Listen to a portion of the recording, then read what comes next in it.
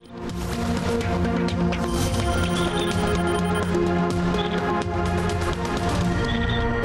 वालेकुम, मैं हूं अलीना फ़ारूक शेख। 9 मई से मुतल्लिक पाकिस्तान तहरीक इंसाफ का हमेशा से मौक़िफ़ रहा है कि उनके ख़िलाफ़ ये फ़ॉल्स फ्लैग ऑपरेशन किया गया, यानी उनको, उनकी पार्टी को, उनके लोगों को फंसाया गया।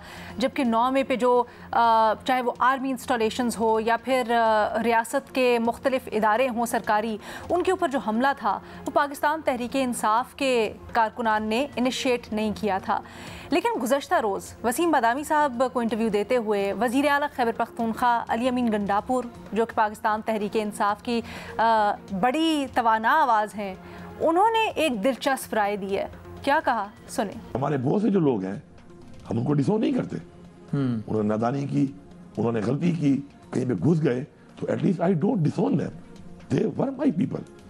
वो हमारी पार्टी के लोग थे। गलती की, कानून के मुताबिक सजा है, वही मिलनी चाहिए। गलती को मैं इसलिए ऑन करता हूँ कि अगर मेरा कोई शख्स है नादानी की वजह से, गलती की वजह से, बेवकूफ़ी की वजह से, जज्बात की वजह से गया है, अगर तो यार वो अगर एक लाइन क्रॉस कर गया है तो उस लाइन क्रॉस करने की सजा कितनी होनी चाहिए, वो उसको मिलनी चाहिए। गलती का मतलब ये नहीं है कि आप उसे नाजायज करें और जाती अना बनाकर किसी के साथ इस हद तक चले जाएं, कभी आपको गोलियां मारें। मेरे लीडर को बगैर वजह के जब वो सुबह सवेरे निकलते हुए कह रहा है कि मुझे गिरफ्तार करना है तो कर लो, और उसको जाके आप वहां पे दरवाजे तोड़ के, आप खिड़कियां तोड़ के, गरेबान से पकड़ के, इतना मकबूल लीडर है, उसको आप खींच के ले गए इस तरह, तो आपने खुद ही लोगों के जज्बात को उजागर किया।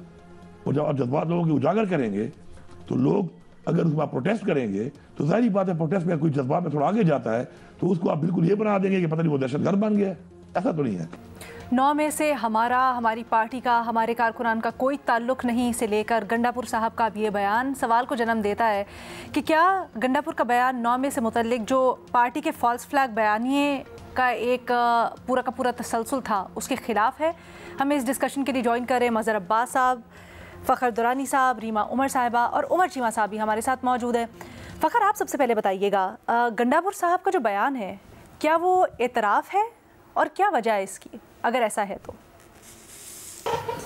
शुक्रिया अलीना। देखें, ये गंडापुर साहब ने आज अपने ज़बानी कलामी जो है वो एक एतराफ़ किया है, लेकिन उससे पहले अगर आपको याद हो 4 जनवरी का हमने इसी रिपोर्ट कार्ड में ही प्रोग्राम किया था, जब इन्होंने पीटीआई के वो वर्कर्स जो कि मिलिट्री कस्टडी में थे और जिनको 2 साल की सज़ा के बाद माफ़ी दी गई थी, उनको वेलकम किया गया था चीफ़ मिनिस्टर हाउस में खैबर पख्तूनख्वा में। तो उस टाइम भी मैंने यही बताया था कि ये जो पीटीआई की तरफ से एक फ़ॉल्स फ्लैग ऑपरेशन के हवाले से बयानिया बनाया गया था पिछले 1.5 साल से, ये उसको जो पीटीआई का अमल है उसको इससे डेंट पड़ेगा, क्योंकि उसकी वजह ये है कि इमरान खान ने वेरी नेक्स्ट डे 10 मई 2023 को ही ये कह दिया था कि ये एक फ़ॉल्स फ्लैग ऑपरेशन था और ये फ़ौज की तरफ से या एजेंसीज़ की तरफ से ख़ुद ही स्टेज किया गया था, ना ही उनके वर्कर्स इसमें इन्वॉल्व थे और ना ही कोई इस तरह की मनसूबाबंदी की गई थी। तो ये इमरान खान का एक कंटिन्यूस बयानिया था। फिर उसके साथ साथ इमरान खान ने यह भी कहा था कि अगर उनका कोई वर्कर इसमें इन्वॉल्व है तोड़ फोड़ में या इस तरह के जो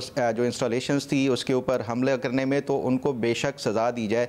गोया पीटीआई ने हमेशा से इस पूरे जो 9 मई का जो भी इंसिडेंट्स हुए थे उससे इनकार ही किया था, लेकिन आहिस्ता आहिस्ता अब ये जो मुझे लगता है बज़ाहिर ये ग्राउंड बनाए जा रहे हैं। एक तो ये कि वो जो 9 मई के हवाले से तस्लीम करने वाला कि पहले वेलकम कर लिया उन्होंने जो वर्कर्स रिहाई जिनको मिली, और फिर अब इस तरह जो है ये तस्लीम किया जा रहा है। तो ये मुझे ऐसे लगता है कि ये शायद नेक्स्ट जाके कहीं जो एक मुतालबा किया गया था 8 मई को जो DGISPR की प्रेस कॉन्फ्रेंस में कि ये पब्लिकली अगर ये माफ़ी मांग लें तो उसके बाद ये मुज़ाकरात या उससे जो मामलात हैं ये वो हो सकते हैं, आगे बातचीत हो सकती है वो भी पॉलिटिकल पार्टी से। तो कहीं ये उसकी तरफ जो मुझे लगता है कि ये एक बढ़ता हुआ कदम है कि आहिस्ता आहिस्ता ये उस तरफ आ रहे हैं कि ये मान रहे हैं और गलती हुई हमारे वर्कर से, उनको सज़ा मिल चुकी है।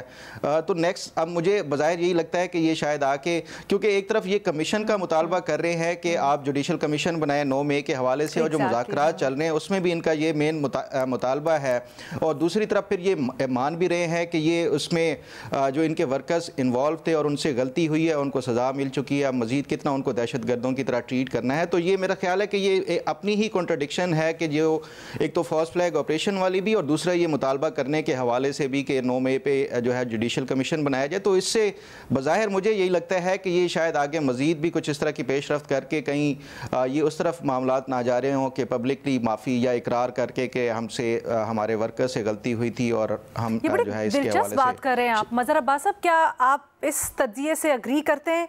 और अगर ऐसा है तो पाकिस्तान तहरीक इंसाफ क्या समझते हैं, कहाँ पर स्टैंड करेगी अपने इस बयानिए से मुताल्लिक? फिर देखिए, इम्पोर्टेंट ये है कि 9 मई को किस तरह खुद गवर्नमेंट ने टैकल किया। अगर आप देखें तो 9 मई का वाक़या खुद गवर्नमेंट कहती है, सब कहते हैं कि गैर मामूली वाक़या था, क्योंकि अगर कोई एक इंसिडेंट होता तो इसको आउट ऑफ द ब्लूम जाके हम देख सकते थे, लेकिन ये कई जगहों पे एक साथ जो एक तरीके से एक ऑर्गेनाइज तरीके से चीज़ें हुई हैं।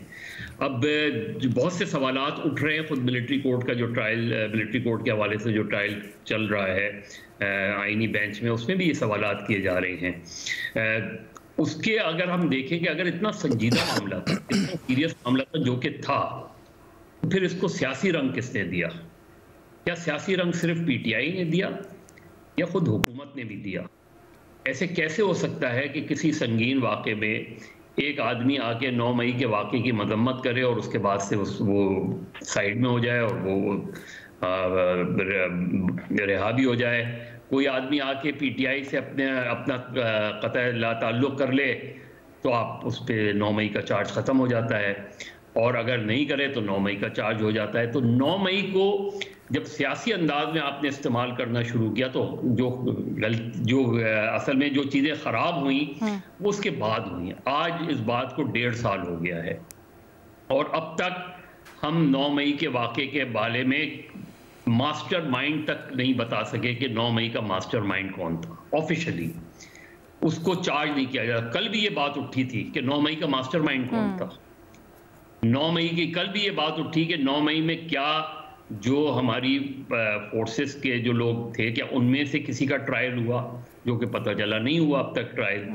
तो फिर इंटरनली तो बहुत से लोगों के खिलाफ कार्रवाई हुई, तो वो कार्रवाई किस माने में हुई थी? क्या उसका ताल्लुक 9 मई से नहीं था? तो ये भी चीज़ें नहीं पता चली। तो मेरा ख्याल है इस वक्त जो माफ़ कीजिएगा, अली अमीन गंडापुर जो बात कह रहे हैं वो ये बात कह रहे हैं कि जिनको सज़ाएं हो गई हैं वो तो सज़ाएं हो गई हैं। सज़ा हो के बहुत से लोग, किसी को 1-1 साल की सज़ा हुई थी वो अब ख़त्म हो गई है सज़ा। अभी जिनको सज़ाएं हुई थी, तो मेरा ख्याल है मुझे तो उनके बयान में कन्फ्यूजन भी नज़र आया और वो ये चाह रहे, ये अंदाज़ा ये हुआ, हो सकता है मैं गलत हूँ, अंदाज़ा ये हुआ कि वो चाह रहे हैं कि जी अब इस मामले को 9 मई के मामले को ख़त्म करें, इसको रहने दें, जो हो गई सज़ाएँ हो गई हैं और आगे बढ़ें। तो मैं उनके बयान से, अली अमीन गंडापुर के बयान से मुत्तफ़िक़ नहीं हूँ, इत्तेफाक नहीं करता। मेरे ख्याल में अगर आप कानून की हुक्मरानी की बात करते हैं तो 9 मई में जो लोग हैं फिर साबित करें आप उसको कि ये लोग मुलव्विस हैं, और साबित ज़ाहिर अदालत में करें और सिविलियन कोर्ट्स में करें। मैं मिलिट्री कोर्ट के ट्रायल के खिलाफ हूँ, सिविलियंस के। आप प्रूव करें कि ये लोग 9 मई में मुलव्विस थे, इवन अगर फ़र्ज़ करें। लेकिन ये जो सवालात हैं कि फिर जिन लोगों को आपने बगैर किसी ट्रायल के छोड़ दिया, या तो उन्हें 9 मई में पकड़ा और जब उन्होंने 9 मई से कतई ला ताल्लुक़ किया तो उनको छोड़ दिया आपने, तो उनका तो ट्रायल नहीं हुआ। तो ये इसका 9 मई की पॉलिटिसाइजेशन जो हुई है, उसने 9 मई को एक मुतनाज़ा इशू बना दिया उसने। तो इसमें इस मामले में हुकूमत काफ़ी हद तक हमें नज़र आता है कि हुकूमत की तरफ से मिस हैंडलिंग हुई है या गलत हुई है, या जो दूसरी फोर्सेस हैं उनकी तरफ से हुई है। लेकिन 9 मई पॉलिटिसाइज हो गया इन 1.5 सालों में, जो कि नहीं होना चाहिए था मेरे नुक्ते नज़र से। सर, जिसने भी पॉलिटिसाइज किया, लेकिन बहरहाल हर तरफ से इसके ऊपर एक सियासी बयान भी बनाया गया। अब अली अमीन साहब जो बात कर रहे हैं, आपका अंदाज़ा क्या है? वो सिर्फ अली अमीन साहब की सोच है या फिर पार्टी की भी सोच कहीं ना कहीं ऐसी हो जाएगी, या उसको भी रिफ्लेक्ट कर रहे हैं वो? असल में पीटीआई में ये पता नहीं चलता कि कौन सी पार्टी की सोच है, क्योंकि पीटीआई में अली अमीन गंडापुर का एक बयानिया होता है। चले आपके लिए सवाल आसान कर देती हूँ मैं, क्या खान साहब की ये सोच है? आपका क्या अंदाजा है? मेरा नहीं ख्याल। ठीक है। अच्छा उमर, आप बताएं, ये जो एकदम से अचानक गंडापुर साहब ने आकर ये बयान दिया है, इसके मुहर्रिकात क्या हो सकते हैं? लोग इसके ताने बाने, अभी जो 2 दिन पहले या कल मुलाकात हुई है, एक आला सतही मुलाकात, वैसे तो वो अफ़गानिस्तान और सिक्योरिटी सूरत हाल के मामले में थी, लेकिन इससे जोड़ रहे हैं। क्या ये कनेक्शन जोड़ना सही होगा? क्या वाकई में सूरत हाल को देखते हुए गंडापुर साहब या पाकिस्तान तहरीक इंसाफ 2 कदम पीछे हट रही है 9 में से? अलीना, मेरे ख्याल है कि हमें मीडिया को भी दाद देनी चाहिए कि जिधर पीटीआई वाले लेकर चलते हैं ना, हम उधर चल पड़ते हैं। पीटीआई वाले जब कहते हैं कि ये फॉल्स फ्लैग ऑपरेशन था तो हम उसको फॉल्स फ्लैग साबित करने की कोशिश करते हैं। पीटीआई वाले जब कहते हैं कि नहीं हमारे कारकुन थे, हम कहते हैं नहीं कि अब तो पीटीआई ने भी कह दिया। और हमारी जो एक इंडिपेंडेंट जर्नलिज्म है उसकी ये अलामत समझी जाती है कि चूंकि यानी कि हम एक बड़ा न्यूट्रल ये उसको कर रहे हैं। देखिए, ये जहां तक बात है ना जो अली मीन गंडापुर ने बात की है, ये बात तो पहले इमरान खान भी कर चुके हैं कि इमरान खान जब वो उनको कैद किया हुआ था और बाद में जब उनको पूछा गया 9 मई के हवाले से, तो उन्होंने कहा जी कि मेरे कारकुन और क्या करेंगे, वो मुश्तल होंगे। पहले जो है इनिशियली वो अपना आर्गूमेंट यही बिल्ड करते रहे कि रेंजर वाले कौन होते हैं, क्या ये फौज वाले नहीं होते, मेरे कारकुन क्या करेंगे। फिर उन्होंने कहा जी कि अगर आप मुझे गिरफ्तार कर लेंगे तो मैं अपने कारकुनान जो है उनको कैसे रोक सकता हूँ। तो ये बातें जो है वो इनिशियली खुद इकरार करते रहे हैं, वो इस चीज से वो नहीं है, यानी कि उन्होंने इनकारी नहीं थे। अलबत्ता ये है कि उनको एक वैसे भी नैरेटिव पे, एक बयानिए पे एक कुदरत हासिल है कि वो अगर कल कह दें कि मैं जो देख रहा हूं ना वो ये है कि आज तक जो लोग यकीन कर रहे हैं कि सूरज जो है वो मशरक से निकलता है, ये तो मगरब से निकलता है, ठीक है। और कुछ देर बाद जो है लोग यही डिस्कस करना शुरू कर देंगे कि वो मगरब से निकलता है।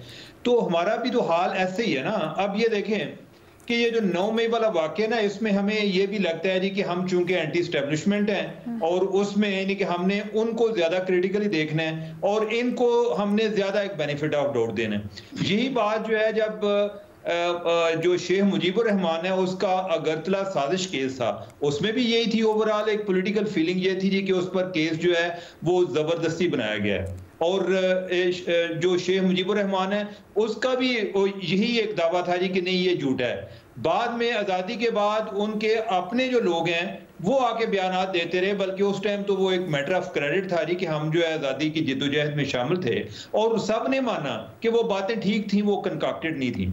अब जो गंडापुर ने किया बात, इसमें दोनों पॉसिबिलिटीज हो सकती हैं। एक तो ये है कि पीटीआई ओवरऑल, जिस तरह मजहर साहब ने बात की थी ना कि ये समझ नहीं लगती कि कौन जो है वो पार्टी का मौकफ दे रहा है और पार्टी है कौन सी, या पार्टी का मौकफ कौन सा है। तो इधर जितने लोग हैं ना उतनी आवाजें हैं। एन मुमकिन है कि कोई ऐसा वेल थॉट आउट प्लान ना हो, लेकिन ये बात को भी रूल आउट नहीं किया जा सकता कि शायद ये कोई एक बर्फ पिघल रही हो और उसकी तरफ आगाज हो कि गंडापुर जो है वो एक दफा बात कर देंगे। लेकिन अगर ये उस तरफ आगाज है तो मेरे ख्याल है कि ये भी एक ज़हन साजी के हवाले से है कि जिसमें आगे जाके वो फाइनली या फॉर्मली इतराफ करेंगे। वो सिर्फ इतनी बात कहना, ये तो ऐसे ही है ना जैसे बंदा कहे जी अच्छा चले अगर हमारे लोगों की गलती है तो हम माजरत चाहते हैं, अगर वगैरह वाला इस तरह अगर से तो आई डोंट थिंक कि इस तरह मामला चलेगा।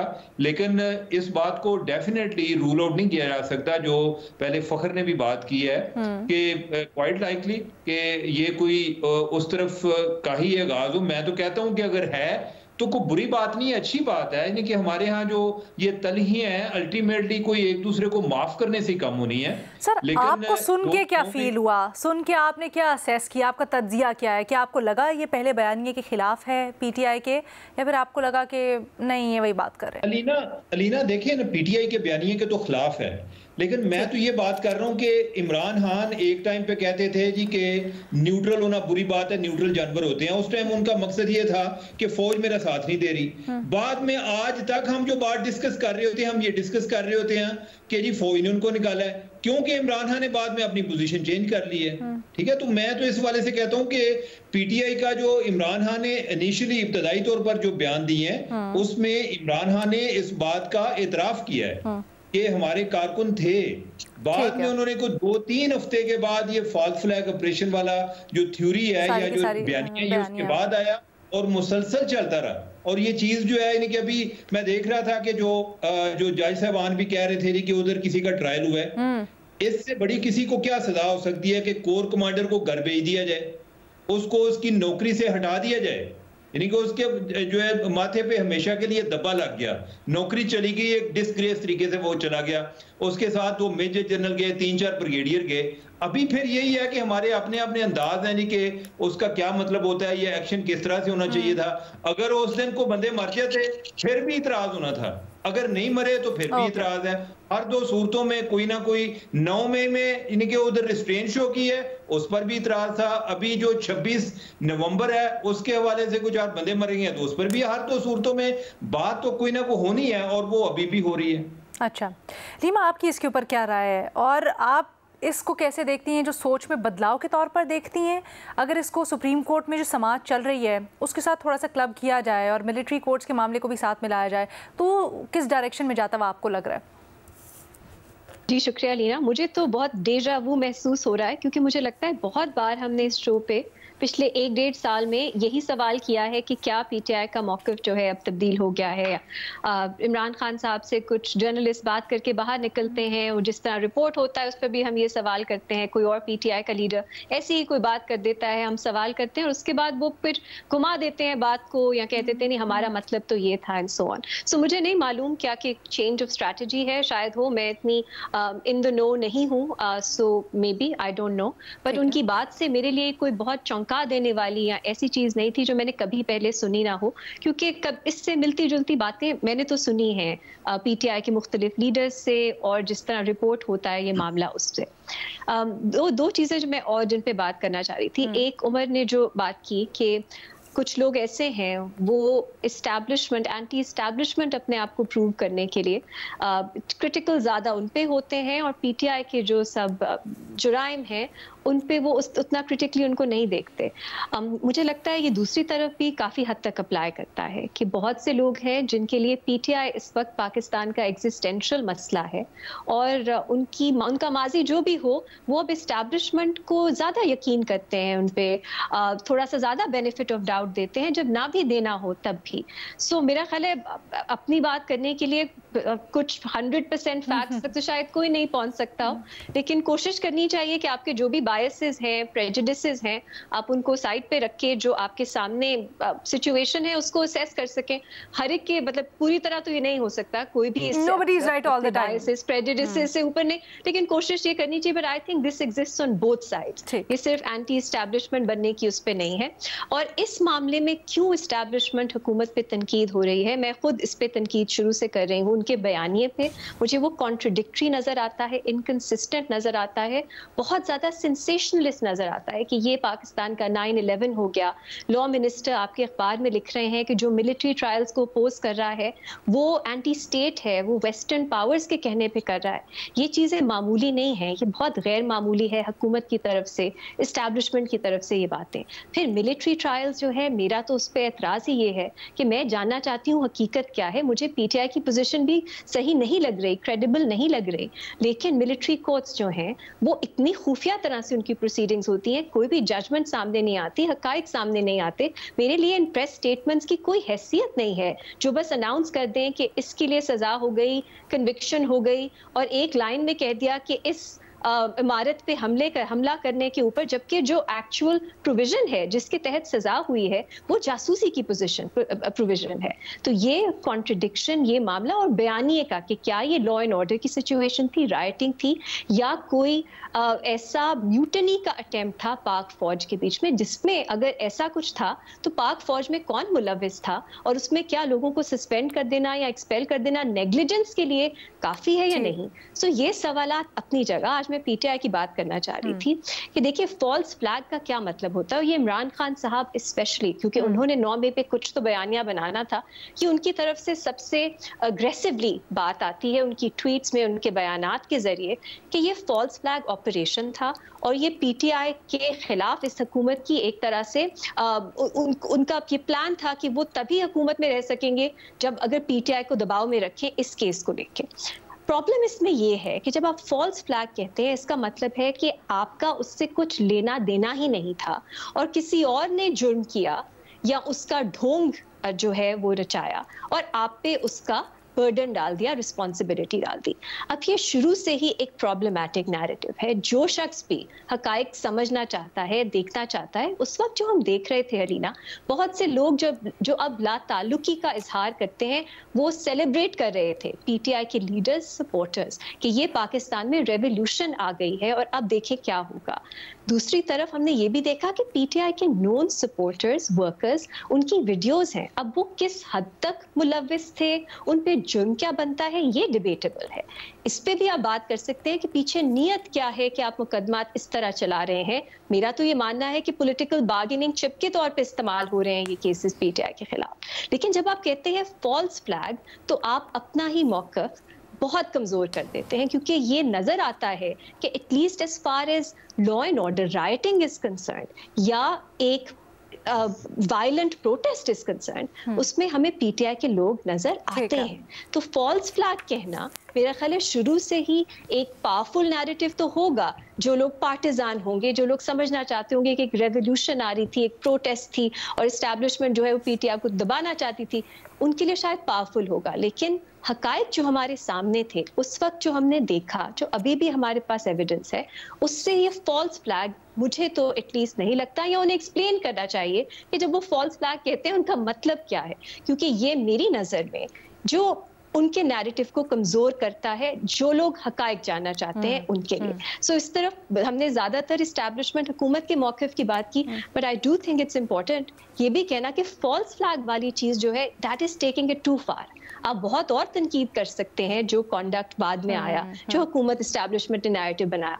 फॉल्स फ्लैग वो मुझे कन्विंसिंग नहीं लगता, शुरू से नहीं लग रहा। अच्छा ठीक है, फ़खर आप कुछ ऐड करना चाह रहे थे? जी अलीना, मैं सिर्फ एक मदर साहब ने एक पॉइंट उठाया था कि ये क्या पॉलिसी है कि कुछ जिन्होंने माफ़ी मांग ली या कंडेम कर लिया 9 मई का, उनको छोड़ दिया गया और बाकियों को इन्होंने गिरफ्तार कर लिया। देखें, ये उसमें पहले से ही ये क्लियर था कि जो लोग एक्चुअली इन्वॉल्व नहीं थे उनके हवाले से ही वो अगर वो पार्टी छोड़ गए तो वो एक तरफ है, और जो दूसरा इवन कुछ जर्नलिस्ट को भी पकड़ा गया था इनिशली, लेकिन उसको बाद में जब ये क्लैरिफाई हो गया कि वो इन्वॉल्व नहीं थे बल्कि वो कवरेज के लिए थे, तो इस वजह से उनको छोड़ दिया गया था। तो ये मेरा ख्याल है कि ये जब प्रोसिक्यूशन की तरफ से ये बाकायदा तहकीकात के बाद ये वो किया गया, असर्टेन किया गया, तो उसके बाद ही ये जो वर्कर्स भी इवन कुछ छोड़े गए थे और जो बाकी पीटीआई के रहनुमाओं को छोड़ने के हवाले से वही था कि जो एक्चुअली इन्वॉल्व नहीं थे ये राइटिंग में या फिर तोड़ फोड़ में, तो उनके हवाले से ये पॉलिसी थी कि वो पार्टी छोड़ दें या उसके हवाले से। मगर साहब ऐसा नहीं है फ़खर। देखें आप,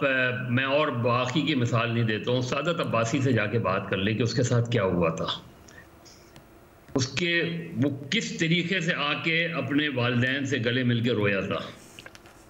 ठीक है, क्या ये एक नॉर्मल प्रोसीजर है?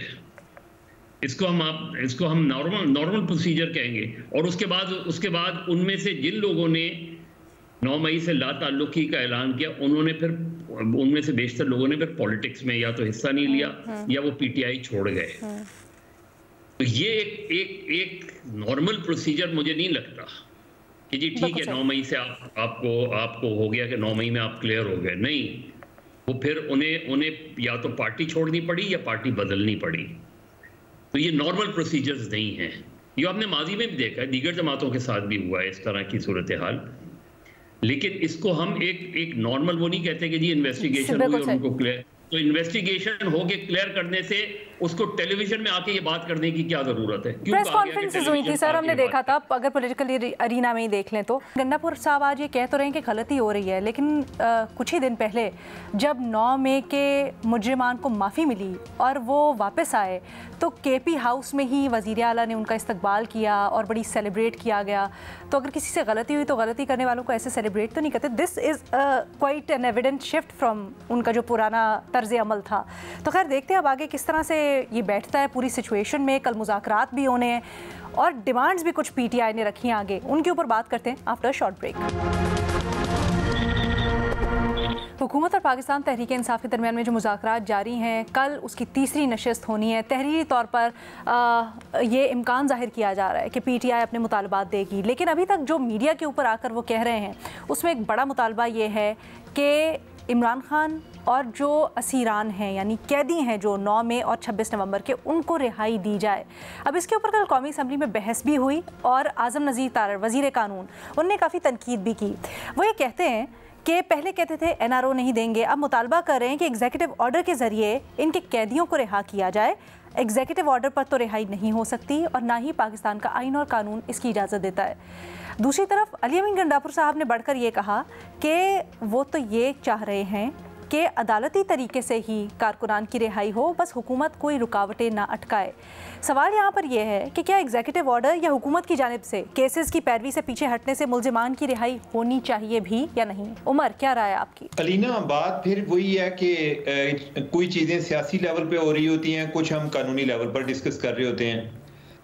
एग्जीक्यूटिव ऑर्डर हो या ये है कि उसमें इस्तगासा फॉलो ना करे, जो मुख्तलिफ केसेस होते हैं, आपने देखा कि इवन जो मियां नवाज शरीफ के खिलाफ केसेस हैं वो इसी तरह खत्म हुए कि एक स्टेज पे नैब ने उनकी पैरवी करना छोड़ दी। जब वो अदालत में गए तो नैब ने कहा जी कि अगर इनको बेल हो जाए, इनको बरी कर दिया जाए तो हमें इस पर एतराज नहीं है, और मामला खत्म हो गए। अब ये भी उसी तनाजर में है, लेकिन मेरे ख्याल इसमें फर्क ये है कि पीटीआई का जो मौकफ है, जो वो पब्लिकली देते हैं या वो जो प्राइवेटली बात करते हैं, पब्लिकली तो वो बात करते हैं जी कि हम किसी से को भीख नहीं मांग रहे, आपने जो केस का फैसला करना है आपने कल करना है तो आज करें, यानी कि आपको ही शर्मिंदगी होगी। लेकिन जो हमें देखने में आता है वो ये है कि उसमें कोई ना कोई ताहिरी हरबे जो हैं वो इस्तेमाल हो रहे होते हैं, इवन 190 मिलियन पाउंड वाले केस में। और यही मामला कि जो उधर उनका जो एक मौकफ है, बज़ाहिर वो कहते हैं जी कि वो पॉलिटिकल वर्कर्स की बात कर रहे हैं और वो इमरान खान अपनी नहीं बात कर रहे हैं, बाद में पता चलता है कि नहीं, इमरान खान अपनी भी बात कर रहे हैं, उनकी भी बात कर रहे हैं। और वो ये भी नहीं कह रहे कि जो पब्लिकली कह रहे होते हैं जी कि मेरिट पर हो, वो यही कह रहे होते हैं कि जो केसेस को फॉलो ना किया जाए। तो इन्हीं वो बात तो हम ये करते हैं जी कि फलां चीज जो है वो सियासी हो गई है या फलां नहीं हुई। मुझे ये लगता है कि असल में जिधर सियासतदान इन्वॉल्व होते हैं या ओवरऑल सियासत इन्वॉल्व होती है, वो जितना भी लीगल मामला होता है ना वो पॉलिटिकल होता है। और जो तलही चल रही है, जो कशीदगी चल रही है, इसका कोई आइन और कानून के मुताबिक इसका कोई हल नहीं होना। हाँ, ये जरूर हो सकता है कि जो एक सियासत है या जो एक सियासी समझौता है उसके तहत कानून बना लिया जाए। जैसे कोई NRO आया था, वो भी तो उसके पीछे एक डील चल रही थी ना, जो नेशनल रिकंसिलिएशन ऑर्डिनेंस आया था। तो अभी भी ये हो सकता है कि मामला फिर भी सियासी होगा, आइन और कानून तो उसकी इजाजत नहीं देता, लेकिन बात तो यही है ना कि हमारे केसेस भी तो पॉलिटिकली मोटिवेटेड होते हैं और कानून ही इस्तेमाल हो रहा होता है एक दूसरे को सजा करने देने के लिए भी। तो इसमें मुझे तो यही लगता है कि अल्टीमेटली इसका सोल्यूशन कोई ना कोई सियासी ही होगा।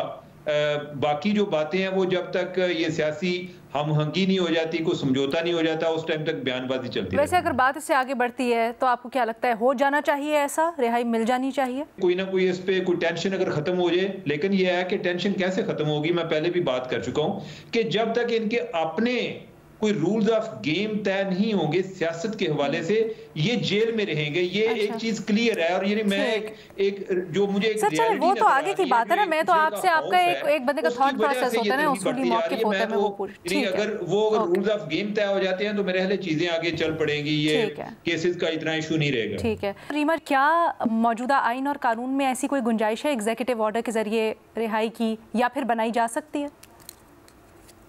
ऑफ कोर्स बनाई जा सकती है लीना। आप विड्रॉल ऑफ केसेस होते हैं, आप प्रोसिक्यूशन से विड्रॉ कर सकते हैं, आप केसेस परसू नहीं करते, आपके पास पार्डन और मजीद कानून साजी, उसके बहुत सी ऑप्शंस मौजूद हैं। उसको आप एग्जीक्यूटिव ऑर्डर का नाम ना दें, लेकिन अगर आप करना चाहें, नीयत ये है तो ये पॉसिबल है।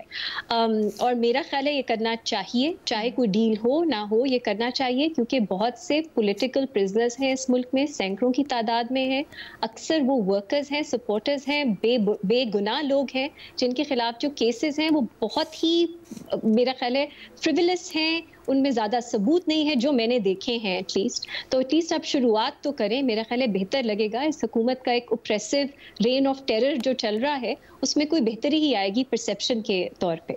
लेकिन मैं एक और बात करना चाह रही थी, मुझे याद आया कि अब हम पॉलिटिकल प्रिजनर्स की बात करते हैं, हम अब रियलाइजेशन है कि इस मुल्क में केसेस किस तरह बनाए जाते हैं। लेकिन जब NRO आया था, बहुत से लोगों ने उसकी सख्त मुखालफत की थी।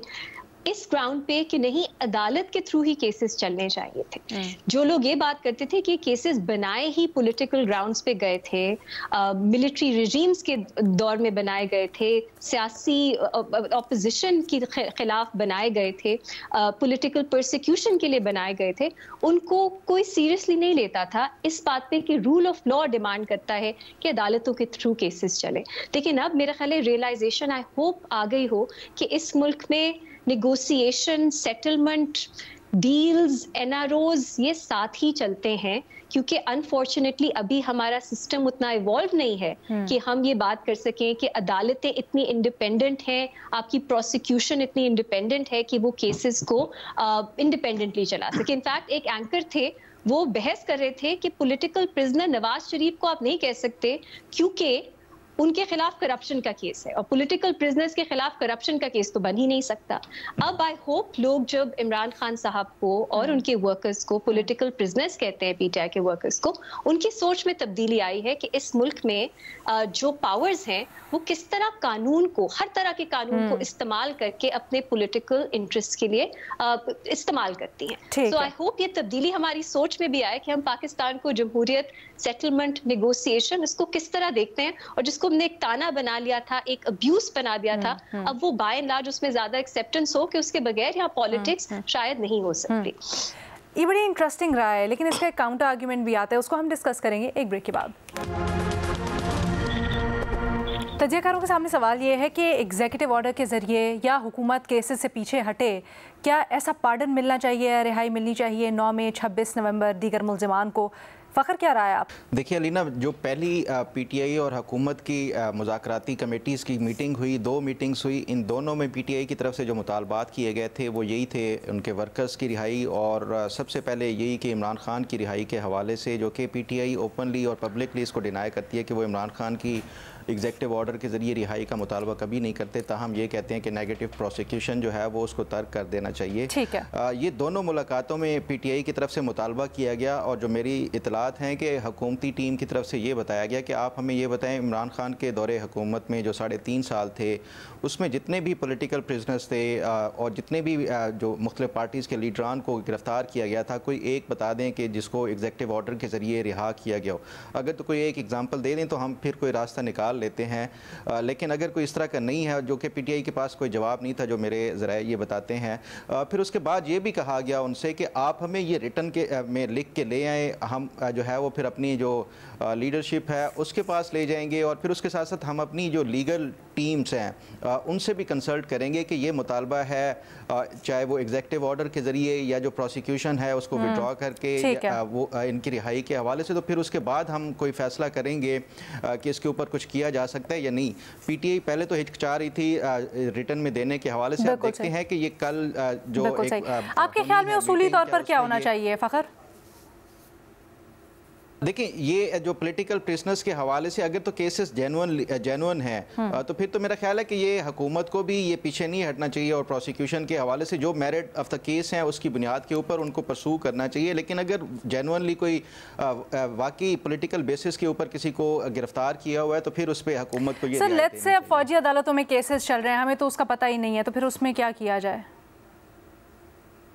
अलीना देखें, इसमें 2 तरह के हैं, एक तो वही जो फौजी अदालतों वाले हैं, और दूसरा जो 9 मई के हवाले से आप देखें तो इंसदाद दहशतगर्दी की अदालतों में भी केसेस चल रहे हैं। तो मेरा ख्याल है कि ये डिपेंड वही करता है, जो सुप्रीम कोर्ट की तरफ से जो बज़ाहिर यही लगता है जो क्वेश्चंस और वो चल रहे हैं, शायद इसमें कोई रूल्स या कोई प्रिंसिपल सेट कर दिए जाएंगे, और कुछ लिमिटेशंस या उसके हवाले से भी कि किन असूलों के तहत और किन ग्राउंड्स के ऊपर जो है वो मिलिट्री कोर्ट्स में ट्रायल हो सकते हैं। तो मेरा ख्याल है उसके बाद ही शायद ये तय होगा कि आगे मजीद का भी मिलिट्री कोर्ट में ट्रायल होना है। ओके, ठीक है। आपने एक और बड़ी दिलचस्प बात उठाई, मैं उसको आगे लेके जाना चाहती हूँ, लेकिन मज़हर अब्बास साहब, आपकी क्या राय है, क्या होना चाहिए? देखिए, हमारे यहाँ कभी भी कानून की हुक्मरानी नहीं रही, हमारे यहाँ हमेशा हुक्मरानों का कानून रहा है। जिस तरह हमारे यहाँ बादशाहत होती है ना, कि अगर आप चाहेंगे तो आप विड्रॉ कर लेंगे, चाहेंगे तो आप केस बना देंगे, और ऐसे दिलचस्प वाक़यात मुझे पता है कि लोग पैरोल पे रिहा हुए और फिर वापस जेल नहीं गए। सुना दें हमें कोई वाक़या सर, जल्दी से। मैं आपको बता रहा हूँ ना, आप उठा के, जो आप पिछली और ज़्यादा पुरानी तारीख भी नहीं है, पिछले 25-30 साल में कई ऐसे केसेस हुए। एक वजीर आजम ने अपना इख्तिदार संभालने के फौरन बाद कराची सेंट्रल जेल में फ़ोन किया। उसने मालूम किया कि फलां कैदी जो FIA के बहुत बड़े अफसर रहे थे वो जेल में थे, उन पर 1 अरब रुपए फ़ाइन था। वो पैरोल पे रिहा हुए। पैरोल पे रिहा होने के बाद में वो कभी भी वापस जेल नहीं गए, हालांकि उसकी एक लिमिट होती है उसमें। और उसके बाद वो बाद में आके हमारी एक जमात के बड़े अहम लीडर भी बन गए, नेगोशिएशन टीम के मेंबर भी बन गए। अब वो इस दुनिया में नहीं है, इसलिए नाम लेना अच्छा नहीं लगता। और कई केसेस आज भी आप MQM के उठा लें केसेस, आप जो है 2016 के केसेस उठा लें, 22 अगस्त के। अगर आप इस नैरेटिव के साथ चलेंगे तो 22 अगस्त का केस आगे नहीं बढ़ेगा। अगर इस नैरेटिव के साथ नहीं चलेंगे तो 22 अगस्त का केस फौरन खुल जाएगा। तो हमारे यहाँ हमेशा से पिछले कम से कम एक पॉलिटिकल पार्टी दूसरी पॉलिटिकल पार्टी, हमारे यहाँ ये केसेस बाय एंड लार्ज, और इससे होता क्या है जी सर, जेन्युइन केसेस भी होते हैं, वो भी इसमें डैमेज होते हैं। आप आज देख लेना, उज़ैर बलोच पे हर दूसरे दिन एक केस खत्म हो जाता है, उसमें बरी हो जाता है। अब तक वो 90% केसेस में बरी हो चुका है उस केस में। तो हमारे यहाँ जब ये जो चीजें इस अच्छा तरह सर, मसला बताऊं क्या आता है जब हम ये बात करते हैं, तो अभी भी जैसे बात हुई, रीमा आपने ब्रेक से पहले एक अपनी इसके ऊपर राय दी, तो ये कहा जाता है कि क्योंकि पाकिस्तान तहरीक इंसाफ के दौर में चलता रहा और वहाँ पर कोई पार्डन नहीं मिला, तो अब पाकिस्तान तहरीक इंसाफ और उसके कारकुनान को भी उसी चक्की से गुजरना चाहिए। जी, हमारी इस शो पे बात हो चुकी है, इससे मैं एग्री नहीं करती। मेरा ख्याल है पॉलिटिकली ज़रूर ये बयानियाँ बनाएं, ये बात करें, PTI को क्वेश्चनेबल आंसरेबल ठहराएं कि जिस चीज़ को उन्होंने गाली बना दिया था वो उसकी बेनिफिट क्यों लेना चाह रहे हैं, क्योंकि वो पाकिस्तानी सियासत, पाकिस्तान में जमहूरियत को समझ ही नहीं पाए। उन्होंने अपने लिए, अपने इंटरेस्ट के लिए, अपने नैरेटिव के लिए इस्तेमाल किया, बाकी पार्टीज को डिमोनाइज करने के लिए इस्तेमाल किया। लेकिन जो मेरी नज़र में अब इंसाफ है वो ये है कि जिनके खिलाफ आपने फ्रिवलस केसेस बनाए हुए हैं, जो आपने PTI को ब्लैकमेल करने के लिए या उन्हें दबाव में रखने के लिए केसेस बनाए हुए हैं, उनको ख़त्म करें। क्योंकि ओवरऑल ये सिर्फ PTI का मामला नहीं है, ये एक ओवरऑल आपके मुल्क में क्या कॉन्टेक्स्ट है, क्या मतलब क्या हकीकतें हैं, किस तरह से सिस्टम चलता है, परसेप्शन बन रहा है कि ये एक रेन ऑफ टेरर है जो मैंने पहले कहा, उसको ख़त्म करने की ज़रूरत है। लोगों के अपने हकूक जो इन लार्जर पोलिटिकल बैटल्स का हिस्सा ही नहीं है लीना, उनका क्या कसूर है? मैं इसको कंडीशनल नहीं ठहराऊंगी कि इमरान खान साहब माफी मांगे, मेरा ख्याल है वैसे ही हो जाना चाहिए।